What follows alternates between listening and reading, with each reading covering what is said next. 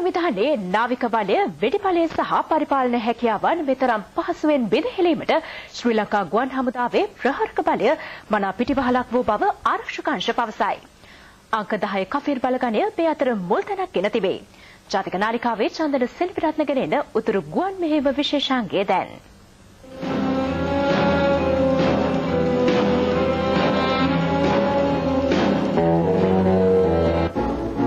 විනාශය වුවද විද්‍යානුකූලව කරන තරමට මානව ගුණයත් නිරායුධ අහිංසකයන්ගේ ගැලවීමත් දෙකම එකවර සිදු වෙනවා. ඔටෝ බිස්මාර්ක්ගේ මේ කියමන ශ්‍රී ලංකා ගුවන් හමුදාවේ කෆීර් බලගණය මනාව වටහාගත් සංග්‍රාමික ගුවන් පක්ෂාංගයක්. 1996 දී ස්ථාපනය කළ දිනේ පටන් කොටින් මර්ධනයට ඔවුන්ගේ කොඳු නාරදීන් බිඳ හෙලන්නට මේ කෆීර් ප්‍රහාරක ගුවන් යානාවන් හා නියමුවන් පෙරමුණගෙන කටයුතු කරනු ලැබුවා. ඔවුන් වඩා දක්ෂකම් පෑවේ 4 වන ඊළාම් යුද්ධය ආරම්භ වූ අවස්ථාවේදී. ත්‍රස්තවාදීන්ගේ වෙඩි බලය, නාවික බලය හා පරිපාලන හැකියාවන් වනසමින් නියමිත ඉලක්ක එලෙසින්ම සපුරා ගනිමින් මේ සංග්‍රාමික ජයග්‍රහණයට ඔවුන් මනා සහායක් ලබා දුන්නා. පසුගිය කාල සීමාවේදී කෆීර් හෙවත් සිංහ පෝතකයා මුහුදු කොටින්ට එල්ල කළ ප්‍රහාර කොටින්ගේ නාවික බලය සුණු විසුණු කළා. මුහුදු ප්‍රහාර සැලසුම් කරන අවස්ථාවේදීම ඔවුන්ගේ බෝට්ටු විනාශ කරනු ලැබුවා. එලෙසින්ම පරිපාලන ගොඩනැගිලි, භූගත බංගර් සාර්ථකව විනාශ කරන්නට මේ සිංහ පෝතකයාට හැකියාව ලැබුණා. ඔබ මේ දකින්නේ ඉහළ අහසට හඳුනාගත නොහැකි පරිදි ඉදිකළ භූගත බංකරයක්. ඒත් කෆීර් නියමුවන්ගේ උකුසු ඇසින් ගැලවීමට එයට හැකියාවක් ලැබුණේ නැහැ. බංකරයත් ඒ සිටිය වුණු සුණු විසුණු වී යන ආකාරයයි මේ. පසුගියදා කාලතුවක්කු විනාශ කරනු ලැබුවේද මේ කෆීර් ගුවන් යානා නියමුවන්. මෙවැනි ප්‍රහාරයන් LTT සංවිධානයට සිදු කළද එකදු සීල් වැසියෙකු හෝ ඔවුන්ගේ ඉලක්කයට ගොදුරු වූයේ නැහැ. ඊතරම්ම සූක්ෂම ලෙස ඔවුන් ප්‍රහාරය සිදු කරනු ලැබුවා. ඔටෝ බිස්මාර්ක් සඳහන් කළ පරිදිම විනාශය වූද සිදු කළ යුත්තේ විනයානුකූලවයි. හැකියාවත් තාක්ෂණයත් එක්තැන් වූ තැනදී සතුරාටත් වන්නේ පරාජයක්. ඒ අතින් ශ්‍රී ලංකා ගුවන් හමුදාව ලෝකයේ දියුණුවම ගුවන් හමුදාවක් බවට පත් වී අවසානයි. සතුරාට මෙතරම් ඉක්මනින් පරාජයක් අත්වන්නට ඒ එක් හේතුවක් වුණා. චන්දන ශ්‍රේවිරත්න උතුරු ගුවන් මෙහෙයුමේ සිට.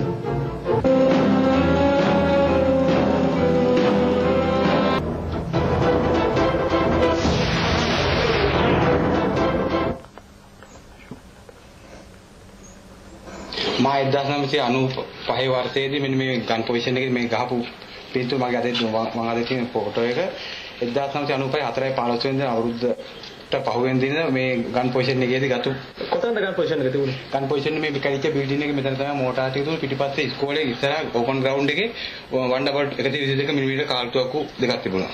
දැන් ඒ 1/2 ගස්ද LTT එක මුලතු අපි පසුබසින්දී අරගෙන ගියේ. ඔව් ඒක 1/2 දෙක තමයි වුන් අරන් ගිහලා දුන්නේ.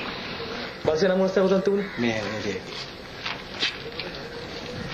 බ්‍රිගේඩ් ක්වාටර් එක මම ආවා මට මතකයි මේ පැත්තෙන් බහලා ඇවිල්ලා බ්‍රිගේඩ් ක්වාටර් එකට ගියා. 1996 දී අහිමි වූ මුලතු යුද හමුදා කඳවුර පිළිබඳ එකල මෙහි සිටි හමුදා සොල්දාදුවන් හා නිලධාරීන් එම මතකය යලි සිහි කරන්නේ එලෙසින්.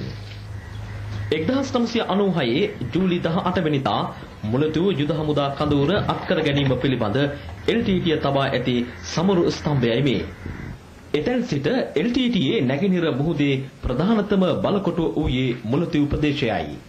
LTTයේ මුහුදු කොටින් උපත ලැබුවේ මුලතිව් මුහුදෙන්. LTTයේ මුහුදු කොටි මූලස්ථානය මෙයයි.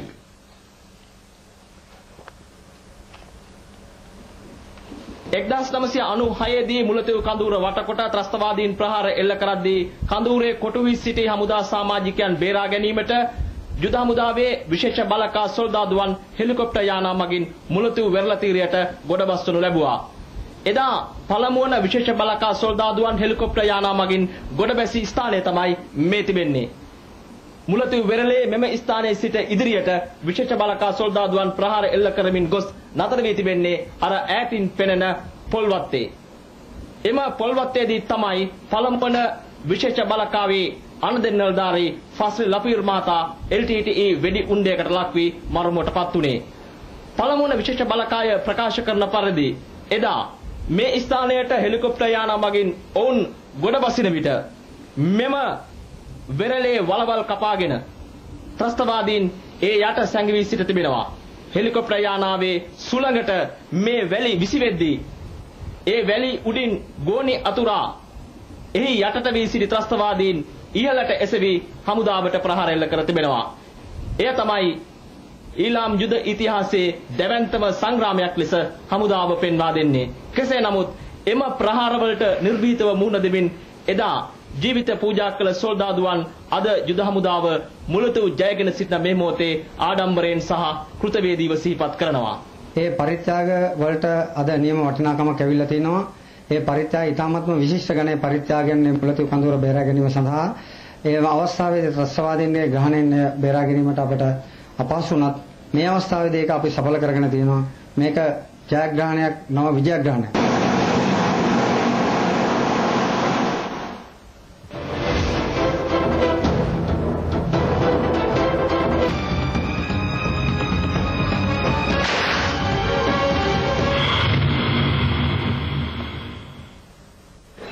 වෙනත් ප්‍රදේශයක නම් පාසල් යන වයසේ පසු වන මෙම ළමුන් උතුරේ ම්ලේච්ඡ ත්‍රස්තවාදීන් යොදාගත්තේ ඔවුන්ගේ යුද ක්‍රියාකාරකම් සඳහායි. මෙහි වඩාත්ම අවාසනාවන්ත තත්ත්වය නම් මෙම ඡායාරූපවල පෙනී සිටින LTTE ළමා සොල්දාදුවන් සියලු දෙනා මේ වන විට මියගොස් සිටීමයි. කුඩා දරුවන්ව සිටියදී මව්වැකෙන් හෝ පාසලේදී පැහැරගෙන ගිය මෙම ළමුන් කොටි සංවිධානයේ විසින් මාස කිහිපයක අවිපුහුණුවකින් පසු පළවා හැරියේ සටන් පෙරමුණටයි. මේ කොටි ත්‍රස්තවාදීන්ගේ ම්ලේච්ඡත්වයේ උච්චතම අවස්ථාව ලෙස හැඳින්විය හැකියි. යුද හමුදාව එළඹ සිටින්නේ දැන් ත්‍රස්තවාදීන්ගේ එම ම්ලේච්ඡත්වය අවසන් කරවීමේ අවසන් අදියරටයි. ගෙවි ගිය 2008 වසර කොටි ත්‍රස්තවාදීන්ට දැවැන්තම පරාජය ළඟා කර දුන් වසර ලෙස හැඳින්විය හැකියි. යාපනයේ අර්කද්වීපයේ මෑතකදී මුදාගත් අලිමංකඩ හා පලේ ප්‍රදේශවලදී හමු වූ මෙම ඡායාරූප මණ්ඩප වලින් මෙහි සත්‍යතාව වඩාත් තහවුරු වෙනවා. ඡායාරූපවල පෙනී සිටින මෙම ත්‍රස්තවාදීන් සියලු දෙනා මියගොස් ඇති වසර ලෙස සඳහන් වන්නේ 2008යි.